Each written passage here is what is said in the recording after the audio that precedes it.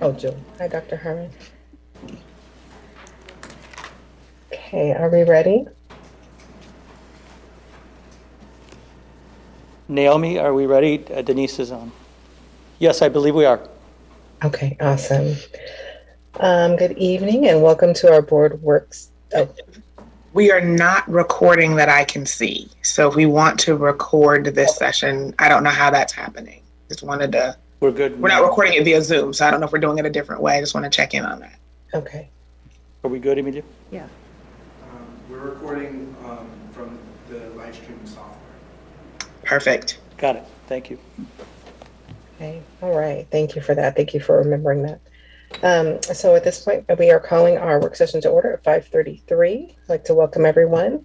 And we are going to be discussing our WSSDA legislative priorities today. So at this time, I will turn it over to Dr. Harmon. Is that right?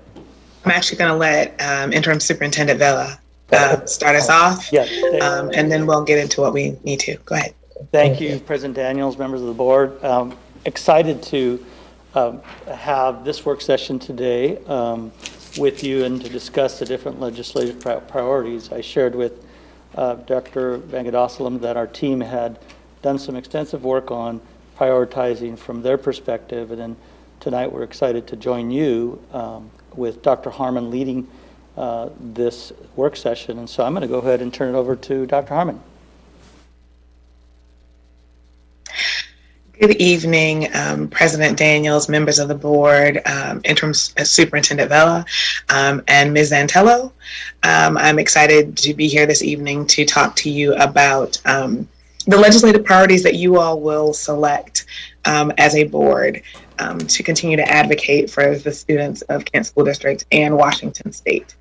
There's not necessarily an agenda this evening, and there's not a planned PowerPoint presentation, because this is really a conversation about the board's interest and your opportunity to talk through those positions that WSSDA has laid out and what is of interest in this board and how you all would like to move forward to identify your selection of advocacy positions for this legislative session.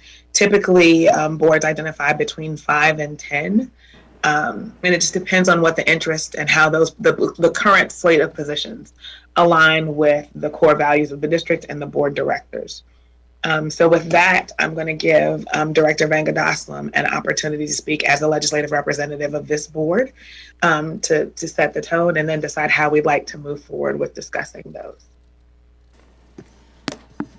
Yes, I don't have too much to say other than the assembly is on the 29th, and just some clarification that we have in the past. At the end of the session, typically we're asked to prioritize 20 of these proposals. And last year, I think we broke it down to five, I think so, from the district. But we did have discussions amongst ourselves, so I chose from those discussions the other 15.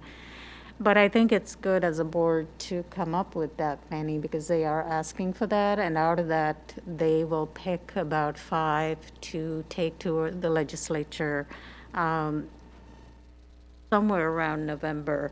November 1st to the 5th is when they select those top 5 priorities, or sorry, that is when we are asked to prioritize, and then towards the end of November, they will select those priorities, and then we'll start in December working with our legislatures on that. So some of these, I think we've talked about this before, there are permanent positions that really communicate the WSSDA's foundational principles, their core principles on issues that are of wide concern to everybody.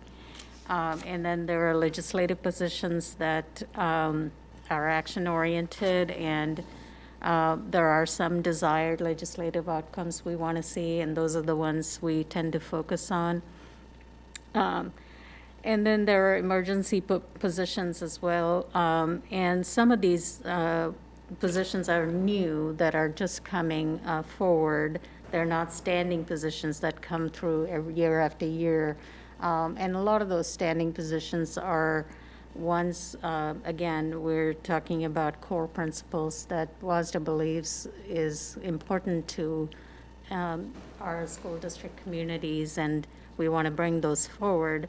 And we also have this year something different, which is the Federal Relations Board of WSSDA has brought forward some of their priorities, particularly the universal free school meals.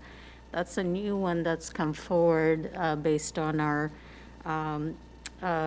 healthy, I always get this wrong, hunger-free Bill of Rights proposal that we took part in last year. So this one is a federal one, and so there's going to be some momentum surrounding that. So that's just sort of a overview of what we will be prioritizing. It's not just the new or the legislative positions, but we can bring forward those historical ones that are really important to us, like funding SEB and not funding SEB, but I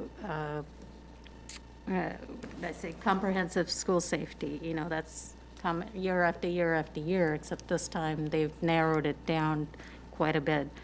So hopefully you'll have a chance to, you've had a chance to review the handbook, and we still have one other meeting in 2 weeks to discuss and finalize.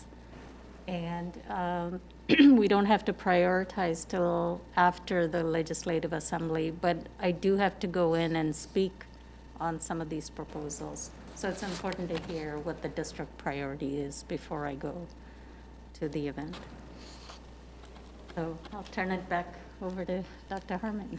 Thank you. Thank you, Director Vangadaslam, for that. And the WSSDA General Assembly Handbook definitely gave the board quite a few options there. I think there are approximately 76 positions, not counting some of the ones that deal with the organization of WSSDA and how board directors operate. So there's definitely opportunity to identify the 20 that are of priority to this board moving forward. We did highlight probably about 6 that are of particular interest to Kent School District and probably to schools all across Washington State because they do have benefit for us as we move forward. One of those was position 24, and it's on page 52 of the handbook. So for those that are following along at home or in person, or for the board directors who have the handbook up, that's on page 52. And it just talks about the language of the current levy limits, the current levy law limits how much school districts can collect, either based on enrollment or tax base. And so this particular proposal is interested in shifting that language from adding a couple of things. One, it shifts the amount, the AV amount, to $3 per $1,000 of assessed value, or $3,000 per student. And it shifts that to whichever is greater. Currently, the language is also whichever is lesser. So school districts are forced to choose whichever is the least amount there, regardless of what their communities and taxpayers will authorize. So even though the voters may approve a larger amount, under the law, school districts still cannot collect that. And this works to shift that language. Of course, that's a benefit to Kent School District. It's a benefit to every district. I would likely see this as a priority for quite a few school boards across the state. And so that was one of our number 1 priorities in terms of impact for KSD, as well as school districts across the state. Are there questions about that or discussion? So, Dr. Harmon, you were speaking of the student cap figure, right? Yes. 2,500. Yes. Yeah. Okay. Yes, Mr. Rarick also talked about hold harmless provisions. And that eligibility that right now it's only for 1 year, hold harmless, and extending that to a full term. So sort of making sure that we don't lose the levy authority because of that 1 year hold harmless clause. Do we want to emphasize that, or? And he also talked about Seattle School District having some sort of a deal with additional per student capacity. They do, as best we can figure, it may be related to some kind of grandfathering or existence that is separate and only for Seattle School District. That one may be a little harder to shift and move. I mean, from a legislative or political standpoint, it may be of greater interest and effort for the board to either look at the extending of the full term. So for ESSER, the hold harmless would be through the, I guess, full extent of ESSER would be through calendar year 2024. And the reason for that is that at that point, that's when the kind of federal government has designated that the impacts of the pandemic, as far as they're concerned financially, would end. And so that hold harmless period as a suggestion to last through that for school districts may be a benefit as well. But I think that would also be a compromise. I think going for the full change of the language as proposed with the $3,000 per assessed value might be of greater benefit to school districts in the long run as a permanent law change, rather than just the hold harmless that might end in calendar year 2024.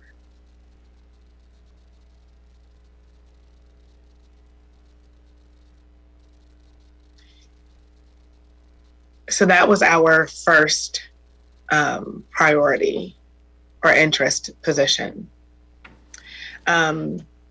Another position of interest, which would be I would say close second, was position number 57, and that's on page 89 of the handbook. And this is one that should be familiar to our Kent Board of Directors because it is dealing with the attract, recruit, and retain diverse school board directors.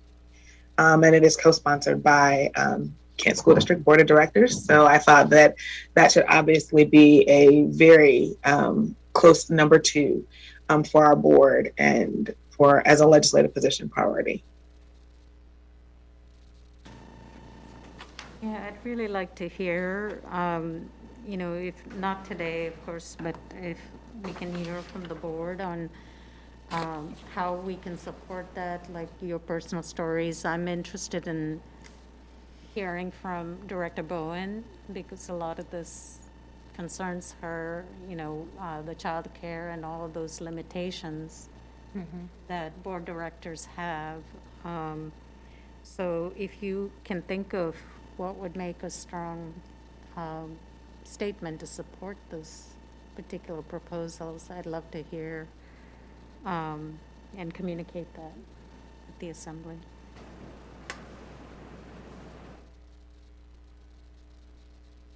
I think, so thinking about that, one of the challenges for me is, I guess part of inviting, providing resources and opportunities for people of color to definitely connect with previous board members, but I think also just kind of understanding and navigating the challenges that are unique to people of color when they are running for board positions. I think that would be helpful to share too. I know you have stories. I know I have stories. I feel like Director Beno probably has a couple of things that he could share because there are unique challenges. And I think that needs to be a part of it as well, kind of preparing people to deal with those unique challenges, because the nuts and bolts, the thunder, all of the tangible things can be covered. But I think that it's those personal experiences and how to navigate those and how to find support for those is going to be really helpful as well. So I'm hoping that that could be a part of it. Mm-hmm. And I don't know the details of all of the support, but that to me would be key. Where I agree with you, stories would definitely help.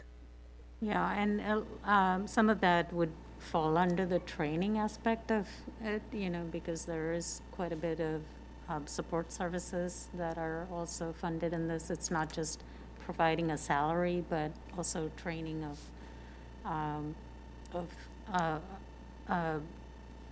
by training, I mean preparing our board members of color to run, how to prepare them, what to expect, and all of that happens even before they start running.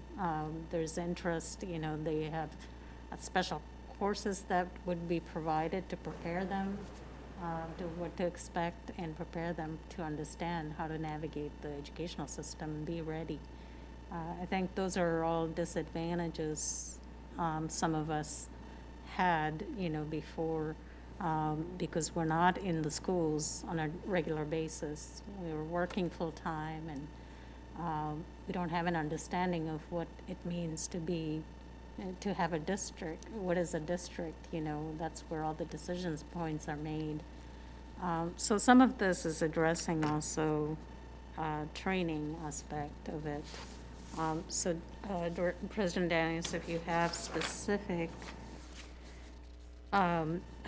important information I can share, and I can certainly think of several when it comes to because I see the campaigns. specifics, but it doesn't address as far as actually telling someone, how do you deal with these things when you get comments, or when you have emails, and when you have things. It doesn't, at least I don't see anything in what I've seen, just to kind of address those real time situations that happen, that can be very uncomfortable and very very discouraging that happens. So, and maybe that would be part of the mentorship. I think that really needs to be called out, because once you get in the position, the knowledge about all the operational things and that, but that day-to-day dealing with challenges of whether it be again, microaggressions and all of those things that exist, that all of us have experienced, I think is really, that we don't always talk about, would be very helpful too.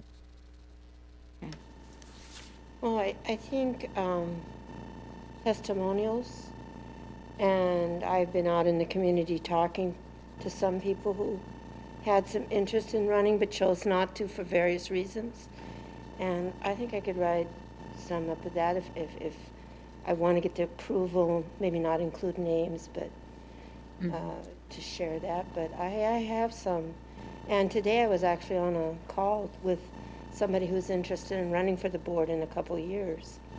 And they found the conversation that I had with them very helpful, because there was a lot of stuff that he didn't understand. So I don't understand this completely, but would this include some type of mentorship once you're there too? Is it that in that bill? Yes, I don't Because I think that's important. It's I not, don't know what page it is, and it's not specifically called out.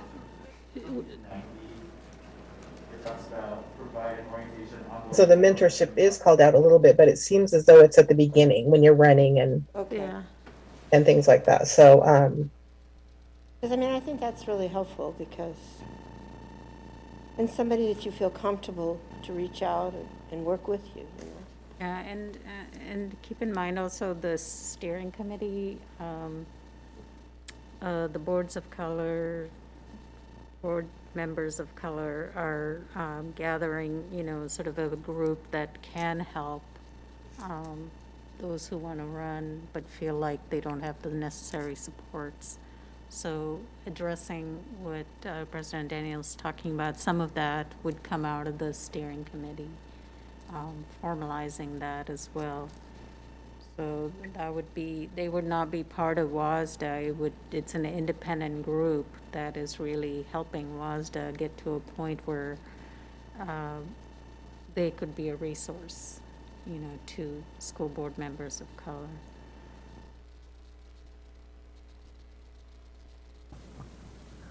But I'm happy to take any feedback, and I will make sure to share whatever, if you can send it to me Yeah, in I'll try bullet to- points, yeah, or I will. that would be really helpful. And I think too, as school boards, we can do more to just get out in the community.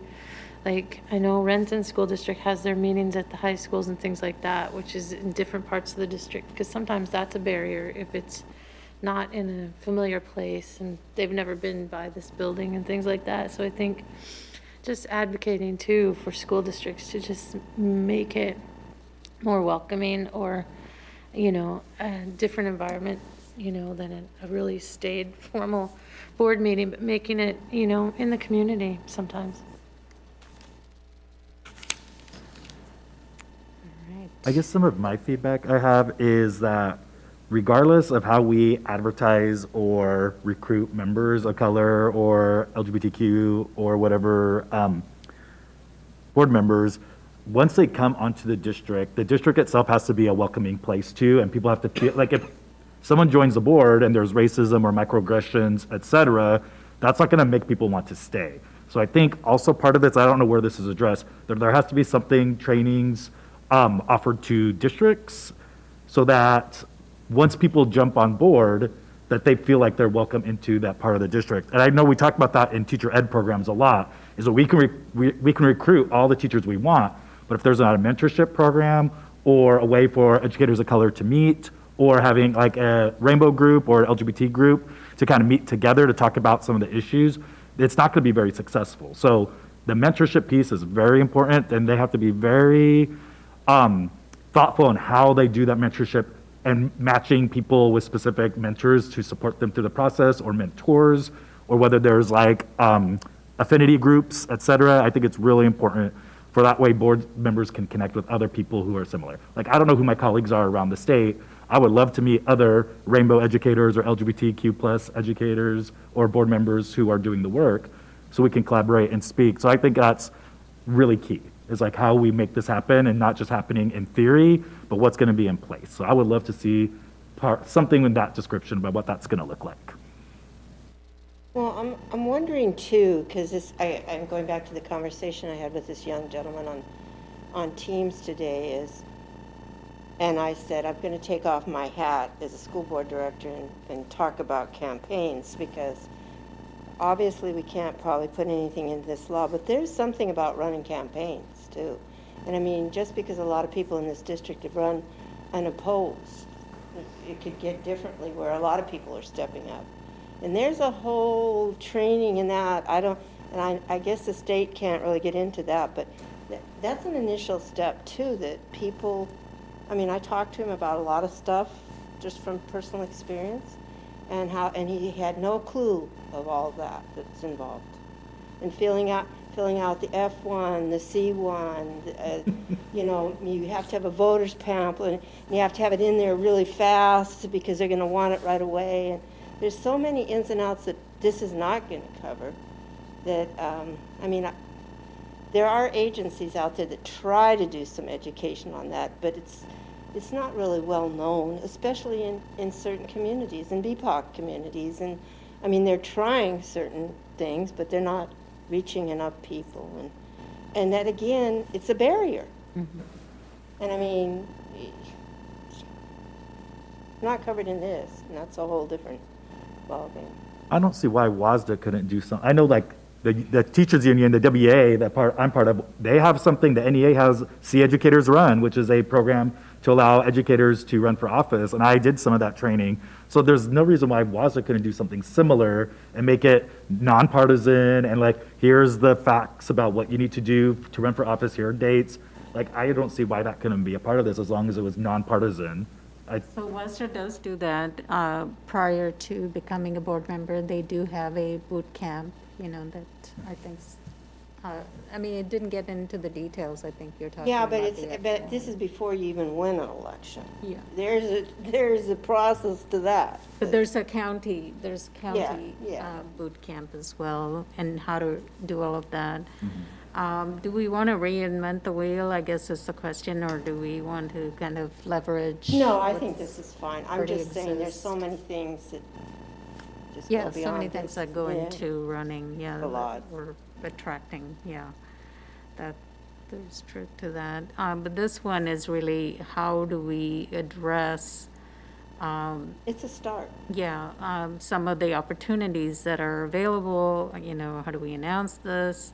How do we provide information to the community on the process and requirements of standing for elections? So there are some components there that'll prepare them for some of what to expect. But it's not going to be a training proposal, but it's more of support services as well as compensation, which I think, we've talked, or I feel like I've talked ad nauseum about it, but I'm in a good position to advocate for that now that I'm not on the school board. And I think prior legislation have failed because there are school board members still on there who felt like it didn't address some of these equitable issues, and it was just a flat sum, and not allowing local control, so not allowing local school districts to make those decisions. So I think this is, in that sense, there's a lot of opportunities here for us to really make this happen this year or the coming year. But yes, so please, if you read through this and if there are things that you'd like to, the amendment period is over, but we can certainly bring forth some of your thoughts, and we would vote on this, but I'm sure that you can make a friendly amendment. Somebody will make a friendly amendment at some point. Well, I mean, too, the conversation, once it's passed, this is a WASDA thing they're bringing forward. But then, if they are successful in getting hearing in the House and the Senate, there'll be all kinds of gelling and stuff there. And the more conversations we have regarding this of all the other issues, maybe in the final bill that they get through, could look totally, inclusive, but even different than this. You know? So just talking about it communicating is extremely important, first of all, yeah. Good points. All right. There's no more comments. Dr. Herman, back to you. Okay, so like I said, that was our an obvious number 2. And I think what we'll discuss next are kind of a handful that just go together and they're in the returning position section. Obviously, as Director Vangadaslam said, a lot of those returning positions are there because they are things that have yet to be addressed by the legislature and are strong standpoints there. But a few we wanted to emphasize were returning position number 16 is on page 111 of the document, and it deals with fully funding school employee benefits and pensions, so fully funding SEB. That is one that, again, would impact Kent School District, but school districts across Washington State. Obviously, as an employer, they bear some financial burden and responsibility in covering that for the employees. And a lot of that funding actually comes from local dollars because it's not fully covered by the state. And so the state fully funding that would free up those dollars for local school districts to continue to emphasize and support student learning. So that's returning position number 16. Any questions? Okay. Another in that kind of similar space was returning position 18. So we're going down a similar path around school funding with a lot of these returning positions. Returning position 18 is about no mid-school year budget cuts. So this was temporarily put into place when COVID happened, but this is something that they ask for permanent placement in this in consideration. So when schools have emergency, So when school districts or states have an emergency that their funding shifts, their enrollment shifts, the funding is not shifting for the school districts in the middle of a year because they've already made all of those staffing and operational commitments. They don't change. They exist for the entire school year. And so the funding should exist for the entire school year as well. Discussion around no mid-school year budget cuts. Yeah, this was brought up last year, and there was a lot of momentum around it, and it passed with high number of votes, but as you said, Dr. Harmon, there hasn't been anything really done. And it's really important that we have stability. I mean, when you're bargaining and those sort of things, you need to know in advance that something's not going to come down the pike.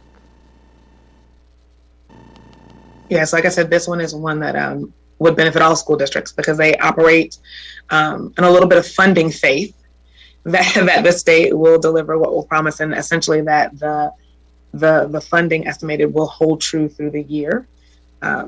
This would just be legislation that would ensure that. And it is definitely, like I said, I understand why it would be a rousing yes across the board. So another similar to that on the list was, excuse me, but I'm sorry. if say that were to pass in the 2022 legislators, let's just say it passed, something like that, would that be effective immediately? Or would it, can they make it effective immediately? They probably could, but it would likely go within a budget cycle. So I can't imagine that it would happen. That's where some of the other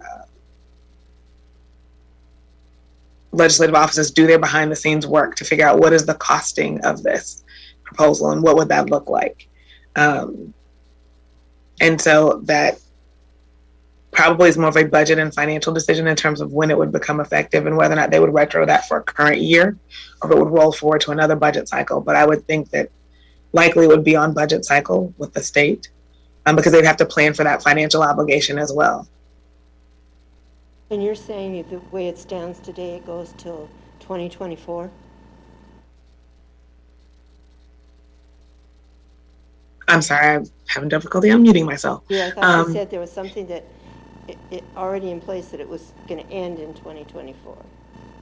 No, we were asking that we had a hold harmless on some of those changes until 2024. That was a request or a compromise request in a related issue and proposal. But that's not in place. There's nothing a hold harmless in place until 2024. That would be a similar request, would be a compromise in that. Could it last at least through the end of, I guess, at least what the federal government says the financial impact of the pandemic would be for school districts. But right now, that's not in place. So it covers 21, 22? No, it covered 1920 for us. And we were covered in 2021, and that was it. And it was due to emergency at the time. So that was why we were, as a school district, for example, able to keep certain operations going and keep employees whole, even though we had shifts in enrollment across the state. But that's where those emergency proposals come in. And that proposal, I should say, came in. It is not continuing, though. And the ASSER funds, they go through 2022? They go through 2024, but they are federal dollars. That's not our state providing any coverage. Okay, I got it. And so that's why I said the compromise would be asking the state for at least hold harmless for the same time period that the federal government is marking. That makes good sense. I like that. Now then go sell that up the hill. I can do that. I can try that. And then returning position 25 is a similar one as well. Again, this goes back to reviewing and revising the prototypical school model. So there's a pattern here with some of these legislative priorities, if you're noticing, when it comes to school district staff, with really advocating for the state to fully fund K-12 at a level that is equitable across the state for our students so that their program offerings are consistent and robust. And so this is the same thing, asking the state to take a look at the prototypical school model and the updates that are necessary. Does the formula really reflect the current expectation and realities of operations for our school district? And so that is what this position is proposing. And I, again, see why it's on the returning list and why school board directors would support this as well, because it doesn't just impact Kent, it impacts school districts across the state. That's been needed for a long time, but I wonder after they've given extra funding and McCleary, I wonder how that would fly. I don't know. I'm looking at it from a political. Well, these are not cost neutral proposals. Oh, I know that. From a legislative perspective. So I understand why these aren't quick decisions. But in the rationale, it talks about the length of time that it's been since the model has been investigated or really reviewed to determine if it is accurate and does it reflect student needs. Oh, and thinking of that, there's a rationale and a logic there. I can see that. I just don't know if I could sell that. I have a couple questions. Can you define, in the rationale, they talk about property poor districts. Can you define what that means exactly? Yes. So at one point in time, Kent may have been described as a property poor district, meaning that the tax revenue on properties in Kent School District would not raise as much as, say, a Bellevue or a Lake Washington. But thanks to the changes in the housing values and economic status right now, Kent School District is no longer a property poor school district because housing values have increased. And so those districts are able to collect a greater amount of money per assessed value because the houses cost so much or are valued at such a high rate. Usually school districts that are considered property poor, unfortunately tend to be in rural areas where there's not as much draw in terms of people racing to move there to drive up property values and drive up demand, essentially. Awesome. And so in local effort assistance, the LEA, is that the levy equalization basically, or is that something else? So it's the local effort. It provides that balance for those property poor school districts. And I think that actually, Director Beno is, I think, returning position number 16, or I think, speaks to local effort assistance and providing that balance for those property poor school districts specifically. It actually calls it out. No, I apologize. 24. It does not. Let me look. That was on my list. It's on my list. It is. Oh, it's position number 24. It's not a returning position, Yeah. but it does speak to that. But we're not affected by LEA as much as, say, federal. No, we aren't. But in the spirit of having been there once before and possibly maybe returning there again at some point, we don't know what this holds. Yeah. It's one of those that is in the interest of school districts across the state and may impact us in the future. It's not necessarily a priority for us this particular school year for Kent School District specifically, but it's definitely one that's in the best interest of the whole.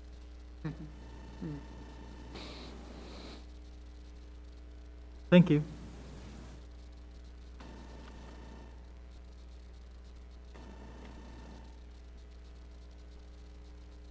And I will apologize, Director Vengadaslam. I did not delve deeply into the legislative positions that required or would push heavily on federal advocacy because I wasn't sure of WSSDA's stance on that. But hearing you talk about that earlier in this meeting, there was interest in the at the federal level of pushing for 100% free lunch meals for students. That's been an interest of Kent School District and Kent School Board of Directors for quite some time. And it's been something that has been on and off of legislative priorities at the state level for a while as well. Like I said, I did not put that on the list because I wasn't sure of the interest of abilities to really push that at a federal level. But hearing you discuss that there's a group that is engaged around that work, that is something that may be of interest on the list as well. Yeah, it can definitely be prioritized. It doesn't involve a vote necessarily, but in the prioritization list, it can go on. So they did clarify that this year. Typically, that doesn't happen, but that one seems to be coming to the forefront because of all the work that our district and others, April Berg and all of those folks have done for the healthy, hunger-free Bill of Rights and so forth. So I'll add that in. I don't know if any of the board members had other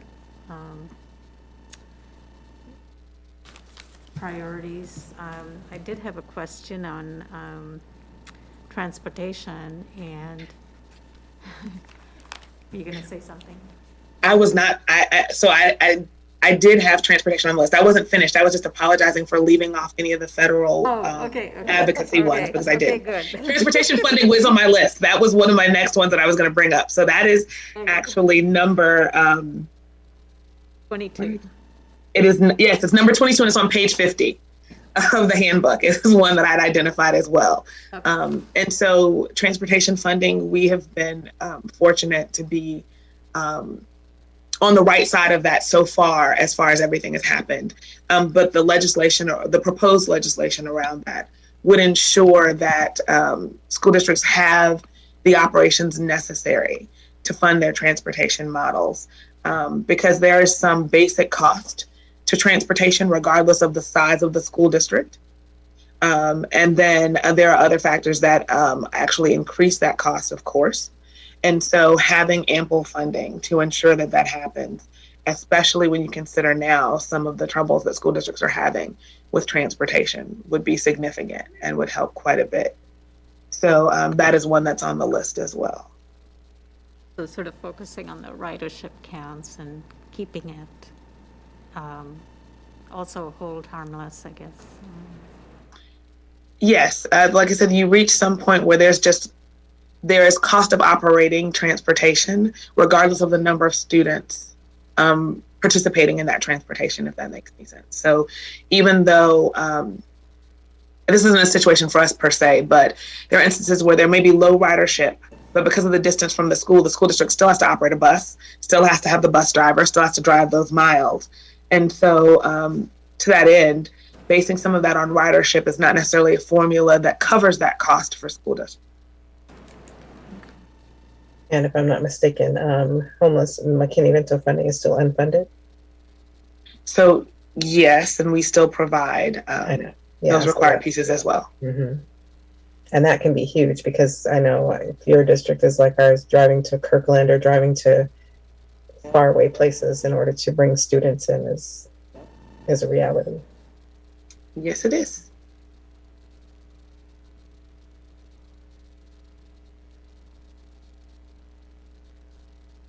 Just in general, I advocate for making sure that the legislature provides us money for things that they tell us we have to do.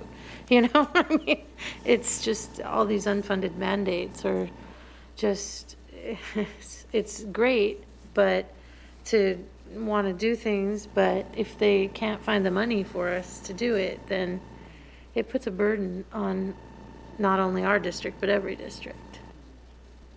And it seems like, so while there were quite a few legislative positions and proposals in this document that address things that are more directly impacting students, the reason why these were priorities for staff as we see it is because they become financial trade-offs. So like you said, if we are spending dollars on operational cost of the district, because some things are required or mandated by law or whatever, then there are things that are not happening for direct student contact. And so that's why right now we're having this conversation that seems to be heavily, there's a financial theme in the priorities that we've discussed so far. And it's because of that trade-off cost. And so we see it as, okay, if we're having to prioritize funding for these things that are required, then that's taking away from other funding. Or we're being capped at the levy pieces of what our community authorizes, but we cannot collect per law, then our hands are somewhat tied in what we're able to offer our students. Am I not correct, Dr. Harmon, that an unfunded mandate law they cannot force you to do it if they don't fund it? I mean, if it's partially funded, they can, but.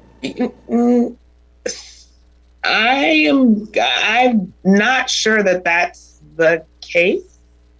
The law is the law.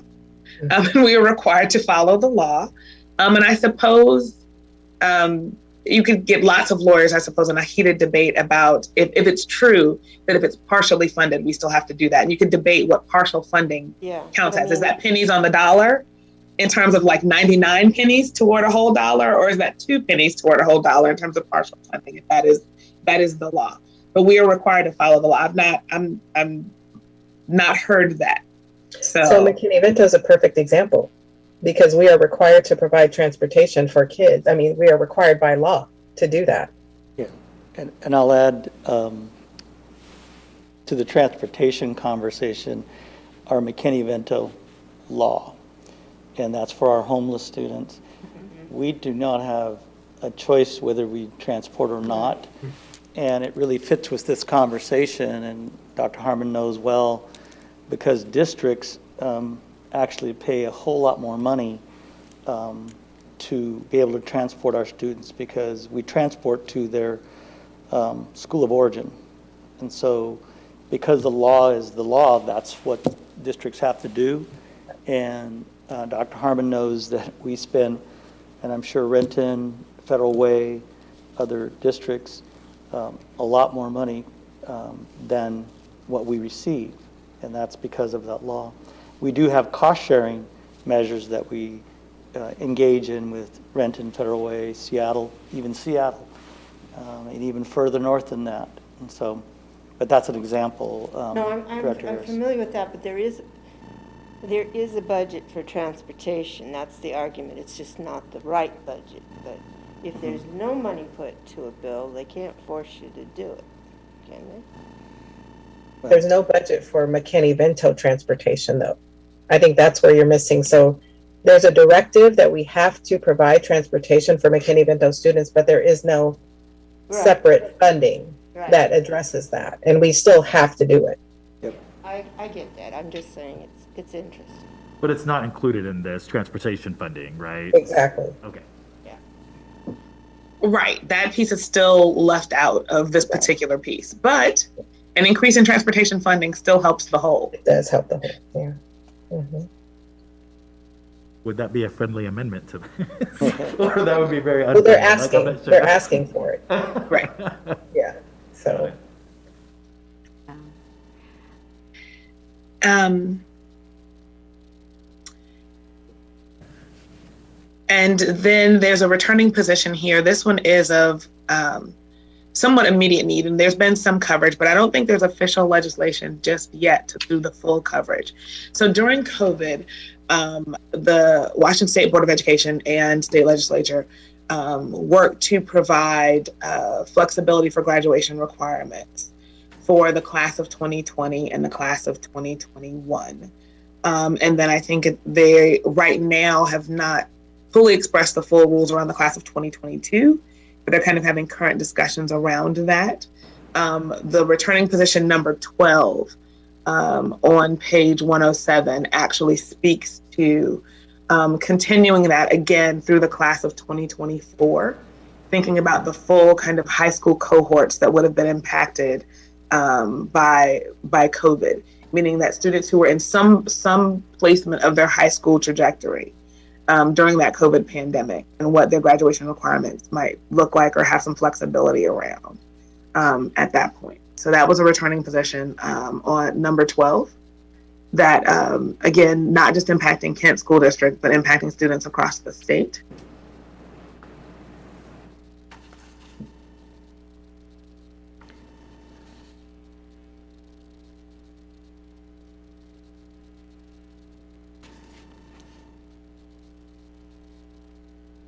I guess what would the argument be against this? Like, I'm in favor of this, but what would the argument be for not supporting this? Oh, so you are, oh, if you're going to be brave, be brave. So I've really struggled with this particular returning position and the returning, I think it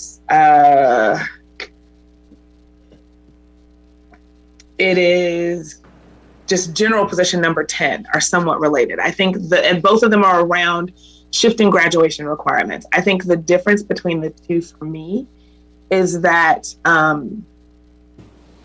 this returning position related to COVID pandemic is saying don't hold the students accountable or responsible for shifts that adults had to make due to pandemic.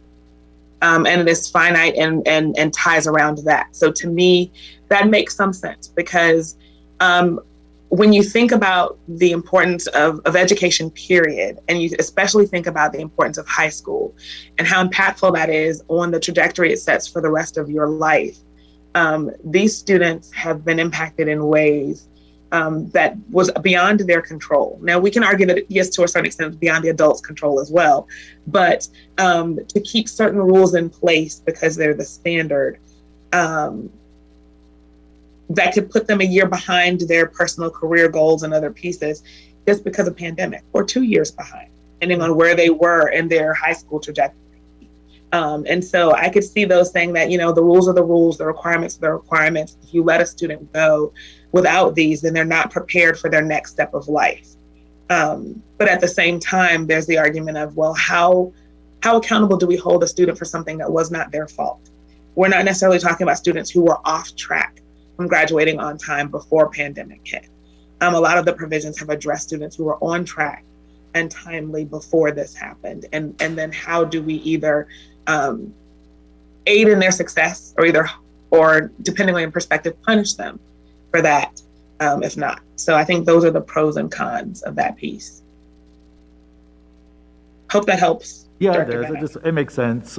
Like the idea of we want students to be well-rounded, so if they go to their next step, whether it's college or university, whatnot, that they have the skills that they need to be successful in that step. But also the argument of like it's a pandemic, but there's a lot of things. But also there's a lot of negative things that could happen, like, oh, look, we have a great graduation rate because we passed a lot of classes or waived classes, so suddenly our graduation rate is 98% or whatever. It's not, but it's suddenly it could skew things. I could see that argument as well, but also it's not the student's fault. So I understand it.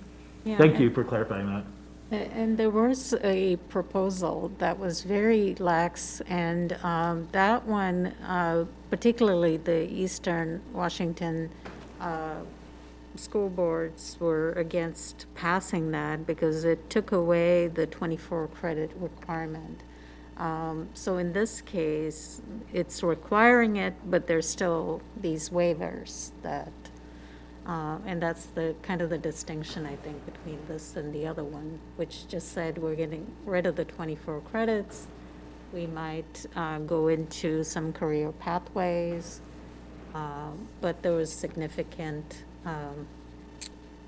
arguments against that particular one. So that one failed at the WSSDA level.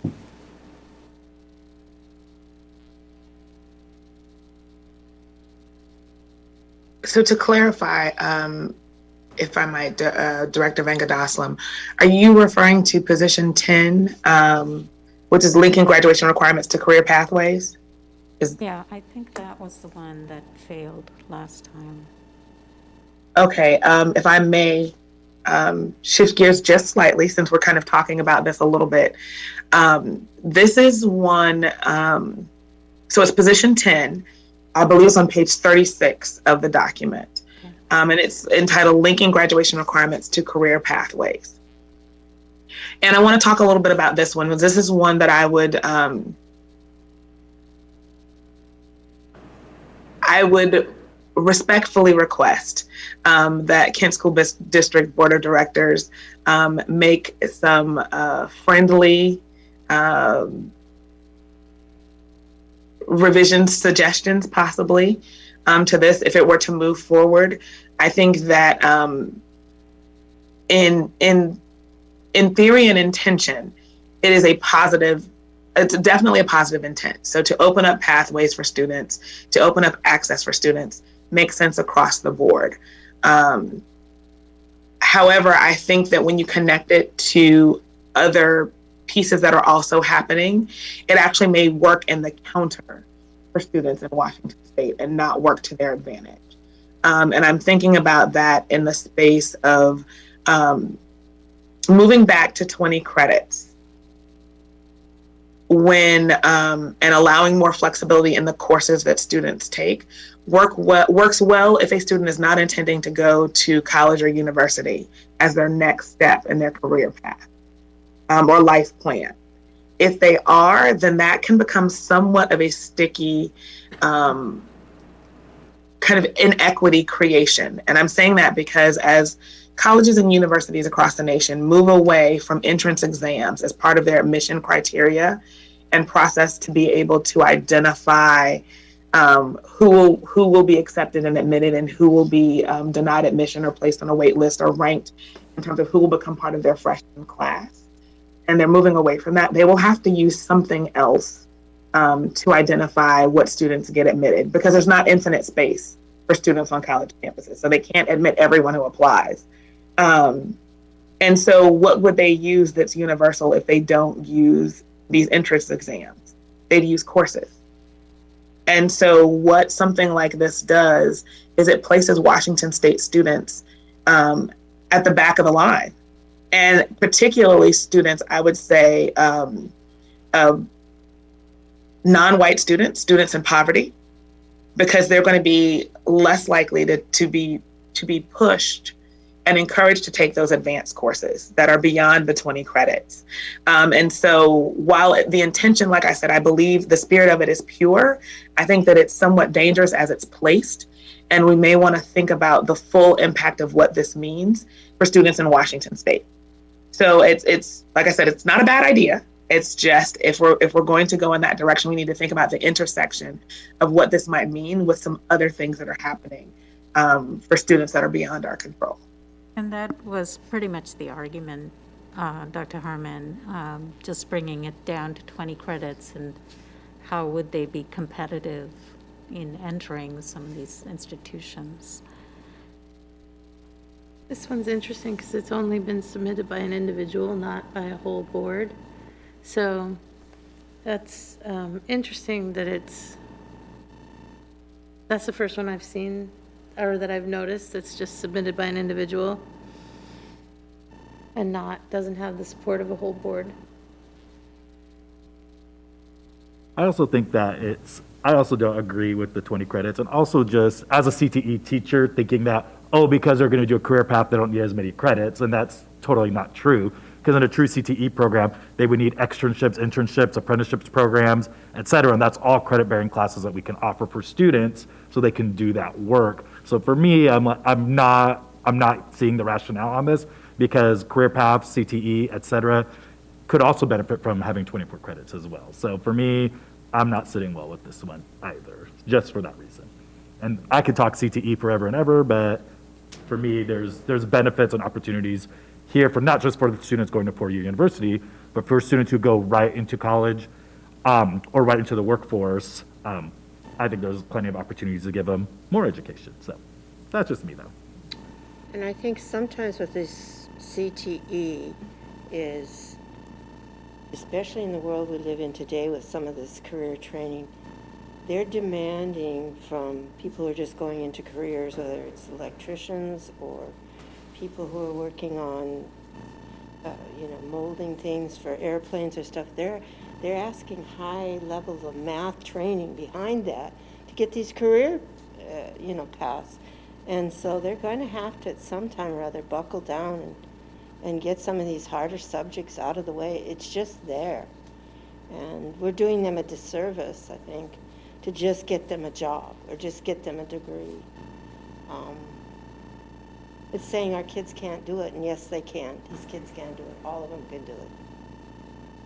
Yeah, this is not one that I would support. And I was bringing this up to address Director Beno's question of why wouldn't we support the other one? Because there are those folks who feel like this 24 credit is a barrier. They're supporting And, it. and to be clear, there are options to get, I mean, there are other options to get around the 24 credits. So there are other options already. There are waivers and crediting options and so forth. I guess I have a follow-up question. I know that some of our students with IEPs may have alternative graduation. Was this connected to that, or is that totally separate? They didn't mention inclusive education students, special education students in this particular piece. And I think that's because if they have an individualized education plan, then their requirements are spelled out typically in that plan. And so they may be impacted differently by those rules.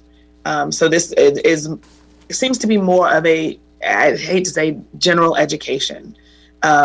Student rule first, it looks like what they're changing, and then inclusive education students could then navigate that through their IEP. That makes sense. Thank you. Thank you.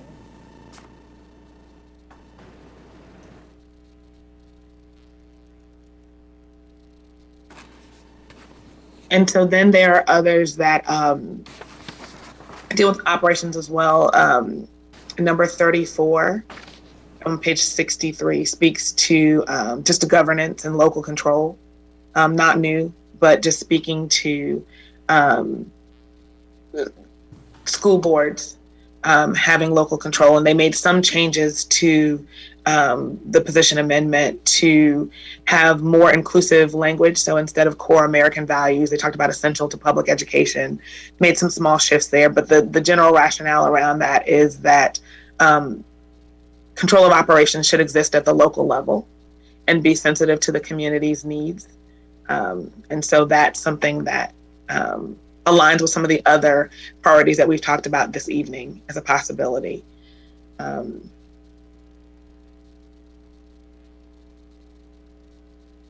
And I cannot find the exact page number right now. I'm looking for, there were two. One was around access to internet.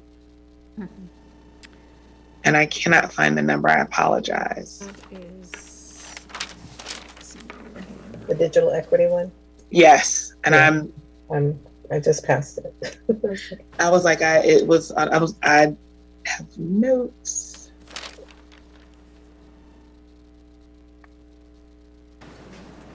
On page 34, sorry. Page 34, digital equity for Washington students. And so This is the individual one also, though, which is interesting. Same person. And again, so this is one that to me was more about the good of the whole than it was necessarily a priority for Kent School District. Not that we have 100% mastered that or solved it for every single student, but we are definitely further along than I think some of the school districts in the state. But this would be a benefit across the state. And I'm sure we would have students and families that would benefit as well if this were a priority. I felt like the page 105, the affordable high-speed internet, I thought that, although if you don't have access, you don't have access. So that is an important consideration. That's addressed, I think, in digital equity. And I don't know that this is more devices that they're talking about, I think, not necessarily internet access. Yeah, the page 105 is discussing. Page 105. The page 105, no. that had some, I'm sorry, I don't know what exactly, but I have 105, affordable high-speed internet. I have 105 as firearms-free Right. schools. Oh, no. Yeah. That wasn't the one. Yeah. I think the other one talks, it's specifically about the one-to-one devices. And then the internet, I think this one talks about internet access. This is the high-speed internet is returning position number 2. And it's on page 96. And it's about, again, similar long-term investments in broadband, but it doesn't actually give the access to the devices. Again, we have a community that's been supportive of that for decades. Both of these would be in support of kind of the goodness of the whole. I guess the high-speed internet broadband access would be of greater immediate benefit for Kent School District students because we have one-to-one as a district. But the other is a little bit more inclusive and would shift some of that burden from our local levy taxpayers back to the state. So this one would treat the internet as a utility, like water and electricity. It should be, I think, anyway. So in other words, there would be like mass purchase consideration. And so as a staff, that is pretty much our list of what we've looked at of what might provide benefit, would allow us to shift our focus. Like I said, would allow that kind of funding swap for us to focus on student-based activities and direct student touches. But this is definitely a conversation for the board directors in terms of what their interests are. And so I hope we've been able to add to that in you all's considerations of what you will choose to move forward. I know you, I don't know if you touched on it, maybe I missed it, but page 31, the public opinion on online education, as well as, I think that one was Director Rarick talked about just making sure that, you know, the online learners are funded right now at a lower level. And I know he mentioned running start rate, but I keep hearing that it's funded based on ALE programming, and It is. that's going to change. So I don't know how much advocacy we want to have for that. And then also, page 43, the expanding access to and equitable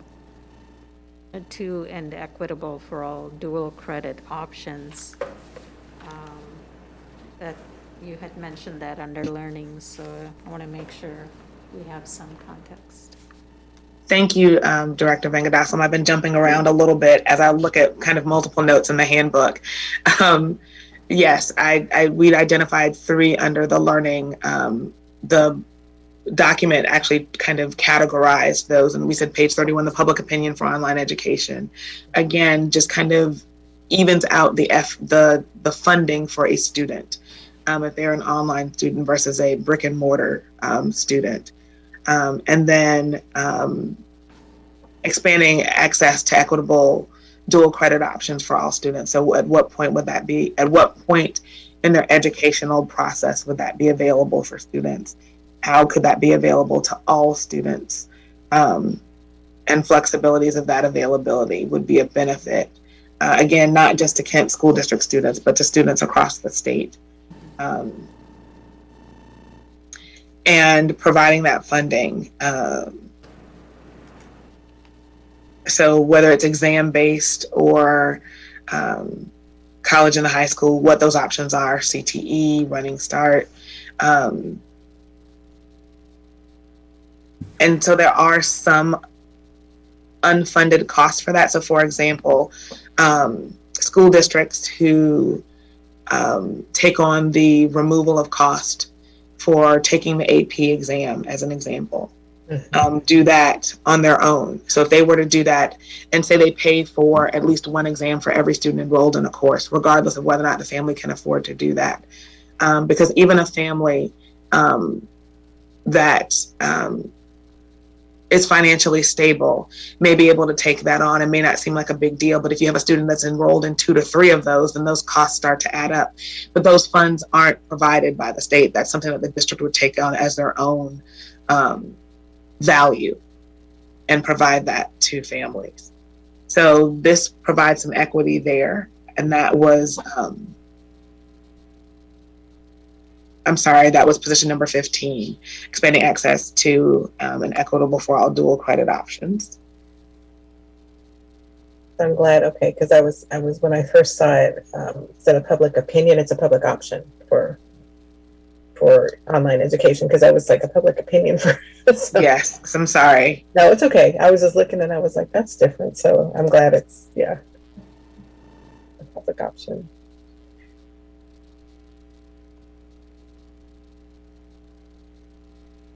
I guess I'm curious And- about the number 15 about expanding access to equitable for all dual credit options. I would just be curious what we offer now and how many students take it without us offering. I mean, it would be great to kind of see the numbers, but that's just kind of a personal thing. As someone who's taught AP, currently teaching IB and CTE, like dual credit for students is such, for families and students is as a money saver if they can get the credit to make it happen. And so I get that the district takes a lot of the financial burden on that for that testing, but it benefits students so much. Especially but I think about IB, IB has its own costs and the tests are more expensive and not every school can become an IB school, whereas AP classes, staff take trainings and they can offer classes, and CTE can dual credit as long as they're part of a articulated program. So I think there's opportunity there for us to look at that more in depth, but how would we equitably, without funding from the state, allow students to take all the AP classes they want or enroll in IB programs when we only have one school that has it. So it's just thinking kind of big picture, but I'm supportive of this. Yeah. And I am making a note of your question, Director Bennell. We'll see what we can provide to address that. Thank you.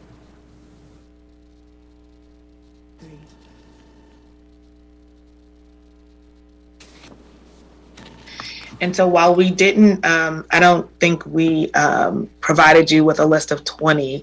I think we got as far as about 14 in the possibilities. But like I said, those are of interest, or we could see benefit for Kent School District or across the state. There are definitely others that are worthy contenders as well. But as you as a board continue to look through these, have conversations with other board directors or the community, there may be other pieces of interest that show up. Thank you. So at the next meeting, we can kind of summarize where we're all at. If we agree with these, and then if we want to add on anything in particular, I'll take it. You want us to do what we did last year too, is send you a list? Sure, that works, and I can combine it. Mm-hmm. We can have a discussion that works. Yeah, so that's what we did last year, so we just also reviewed this and sent a list too. Mm-hmm. Do you suggest that we make a list of 20 in order of our priorities? Yeah, I think that would be good, and then if there are any in here, that please include those as well. Because I always feel like, these are important, but it's really important for us to hear from the district, and we sort of work together on what those should be. But there's room for others that we can make an argument for, or when it comes up, I can speak to those, Okay. Right. So it won't be on the priority list necessarily, but we will have a voice there in how to vote for some of these. It's still helpful if you have But 20 did you different kind of want ones. this analyzed by? Good question. Is it possible to do it in about a week, like next? I need deadlines or I won't do it. All righty, by Friday of next week. How's that? So, I think that works. That works. Thank you, Maria. the 22nd? 22nd. Is there a physical copy of this, or should I just print it? Oh, this one? Yeah. No, I don't have. I'll yeah. print it. Thank you, though. Yeah, it is a little hard to. I think it's read through all helpful to that. hear, Dr. Harmon, you know, your views on this and having Mr. Rarick review it. That's very helpful. Yes, Mhm. thank you so much. So I thank you for that. We did capture the notes on that, so thank you for your discussion on this, and we'll be sure to get that out to you so that you can see the deadline and timelines you've set for yourselves. Thank you. Yes, we know how much time this takes Yeah. for all of you, so thank you so much. Absolutely. I'd just like to echo that, too. I'm greatly appreciative. I think when we work together, you guys are in the trenches every day. You have the background in education, career paths that I don't have, and I appreciate hearing from you, along with my thoughts. I think that's how we get there. No, we definitely thank you, and I believe, the conversation about onboarding board members, I think it's important that, that we, in the school system, be good listeners, because there are things that we don't hear from community, and that's why I believe a partnership with our board is so critical in that, hearing for our community, so thank you.